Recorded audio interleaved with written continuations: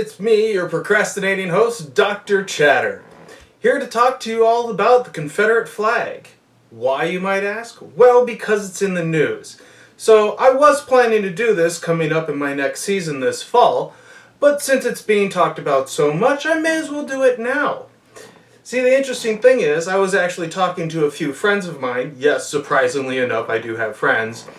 And we were getting in the discussion, well, is it Southern pride or is it racism? So I said a few things and they said a few things, and we kind of both mutually agreed to disagree. Well, some of the things they said kind of stuck with me. And they sounded a little fishy, a little off. So I wanted to do the research myself and found out that not only were the things they telling me not quite the full truth, they were actually half-truths, but I also found out that some of the things I said were also not true. So today, I'd like to discuss the Confederate flag. And when I say the Confederate flag, I actually mean what's referred to as the Southern Cross, the rebel flag, or the battle flag of North Virginia. Look, I know that many people have already covered this subject in the news. People like Fox and the other major networks, as well as other people like The Daily Show, John Oliver, The Young Turks, Secular Talks, and many other people to boot. But there's a few things from history that I'm just not hearing. And in the wake of this deplorable shooting at the church, I think these things need to be known because, for lack of a better word, these dirty little tidbits of history are the most damnable evidence in the case of whether or not this flag is a symbol of racism or not. So without further ado, let's hear some science. Don't worry, this will only hurt for a second. If pain persists, please take an aspirin or similar medical aid, preferably one that's been prescribed to you by an actual physician. The doses are much higher and they're much more fun. So you may be asking, Dr. Chatter, were you really wrong about anything? Well, actually, yes, I was. In fact, The Daily Show got this wrong too, and I'm certain probably a few other media outlets did as well, when they call this flag the Stars and Bars.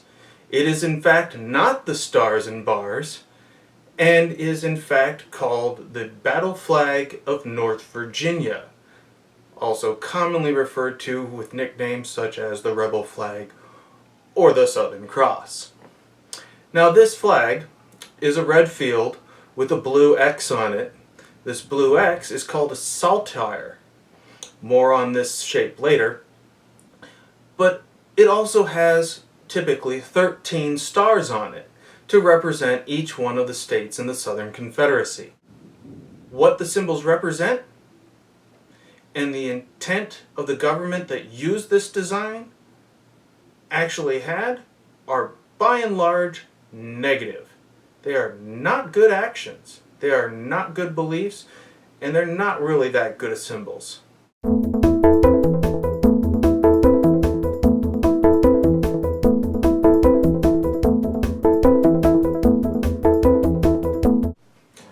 So what is the flag of the Confederacy? Well, that's quite simple. It is the Stars and Bars. But not the flag that you know, it's this flag. The thick stripes that are on this flag are what is known as bars. That's why it's called the Stars and Bars. In fact, this design was chosen and favored by many Southerners because it harkened back to the original flag of the United States of America. And these Southerners felt like they too were forming a new nation. A nation under God. Might I also add one little tidbit? It's been said multiple times, but I think right now is a good time to say it. Remember that the country that they were starting, the Confederate States of America, was not this country, the United States of America. This plays into more pertinence too in determining why the Confederate flag is a racist symbol and why we shouldn't use it and why we shouldn't have it on the grounds of our Capitol buildings. In a way, you could actually think of the Confederate States of America as a foreign country, much like you would consider Canada a foreign country. Only the South has far more racism and reptiles as opposed to hospitality and moose. Moose is... Wait, what is it? Oh, really? Really? Well, at least they're only hybrid land bears. I mean, it's not like they have to deal with the ones that fly and swim. No, no, no, no, no, no, no! I didn't say open up cages! No! It's so hard to farm good clones these days, you know what I mean? Oh well, live and learn, I guess, you know, or not, whatever. Now, where were we? Oh, yes! Why all this confusion about the flag of this foreign country called the Confederacy? Well, like my friends in my discussion with them had mentioned to me, this was supposedly the original design of the national flag. But wait, that's not right. In fact, I found many references to this being the national flag, one of the designs. And when they say that, people think, oh, it was this nation's national flag design? I was not aware of that.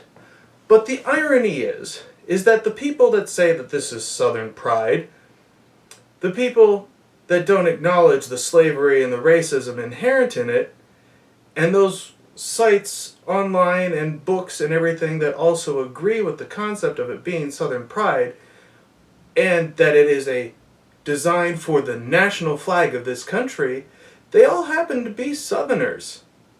I'm not saying they're swaying and misrepresenting the info, but they are.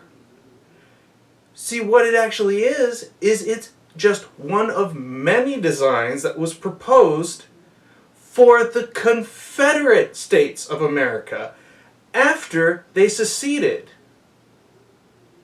It was never this nation's flag. Never this nation's flag. And remember, the people that chose this flag believed a really screwed up thing, that owning another person was a good moral thing to do. In fact, remember that church shooting? Wasn't the street that church was on named after a man who said slavery was actually a good thing? Gee, I just don't know. I mean, why would these people like to give out this misinformation, this falsehood about where the flag comes from? Well, personally, I feel that it's because they want to believe their ancestors, their elders, the ones that came before them, were good people. And they're failing to recognize the fact that they were just people. Fallible people. Not just fallible people, but fallible people that thought that slavery was okay. That's fucked up philosophy. And in the modern world, that is not a good person who believes that.